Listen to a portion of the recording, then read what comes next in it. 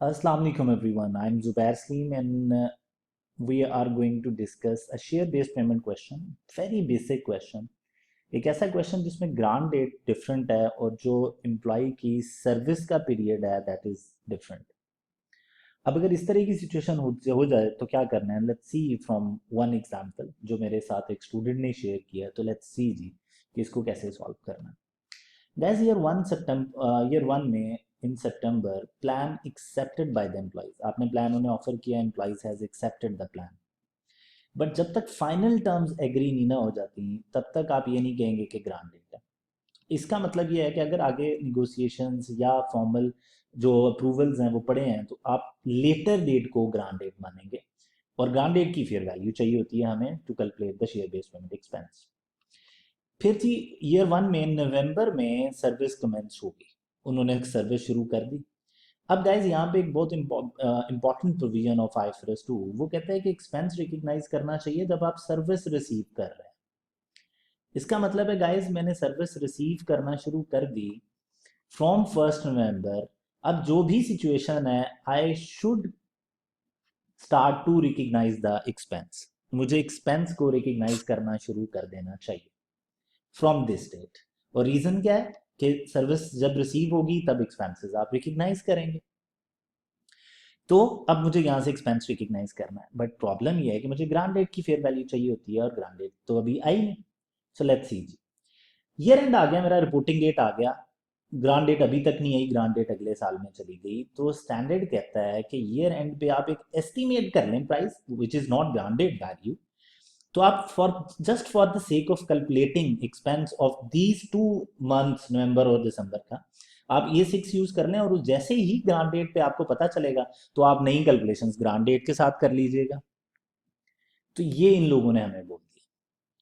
हमने कहा ठीक है, अगर आप कहते हैं हमें एक्सपेंस तो we will recognise expense by this 6। याद रहे ग्रांट डेट अभी नहीं।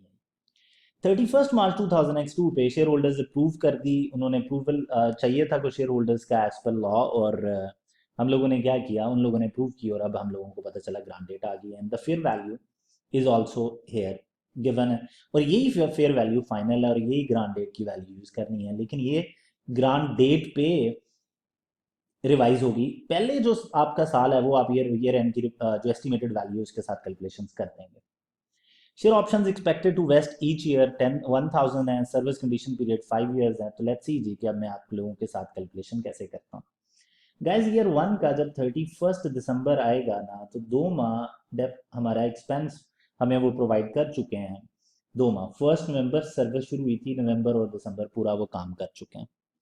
If they have provided expense service तो एक्सपेंस भी रिकग्नाइज करना चाहिए। सो लेट्स सी कि रिकग्नाइज कैसे करता हूँ। Option expected to vest each year 1000 है। अच्छा, इसको ईच ईयर की बजाय हम लोग कर लेते हैं कि ये टोटल है। ठीक है, मैं अभी इस कंफ्यूजन में नहीं जाना चाह रहा। टोटल नंबर ऑफ ऑप्शंस जो वेस्ट कर रही हैं वो 1000 है गाइस। इसका मतलब ये है कि 1000 ये ऑप्शंस हैं total. You need to recognise the expense. आपने मल्टीप्लाई करना होता है options multiply by number of options expected to vest. यहाँ पे एम्प्लॉय एक ही है, ठीक है, एक ही एम्प्लॉई है। अगर 10-15 भी हैं तो सबकी जो ऑप्शंस एक्सपेक्टेड टू वेस्ट है वो 1000 है। इसका मतलब है ये लड़ाई बिल्कुल भी नहीं है यहाँ पे कि हम लोगों ने करना क्या। सो गाइस, अब मुझे चाहिए फिर value of option at grant date, लेकिन अभी तक ग्रांट डेट क्योंकि नहीं आई so I need to estimate the value. अब मुझे एस्टिमेट करनी पड़ेगी वैल्यू, वो मुझे एस्टिमेट मिल गया 6। सो आई यूज दिस 6 और इसको मैं पोर्शन करूंगा। पहले 2 माह का एक्सपेंस है आउट ऑफ 5 ईयर्स। अब क्योंकि मैं मंथ्स में एक्सपेंस को लेके गया हूं, आप ईयर्स में भी ले सकते हैं, 2/12 करके ईयर ले लो, I don't have calculator with me. तो 5 ईयर्स में कितने मंथ्स होते हैं यार गाइस? 60।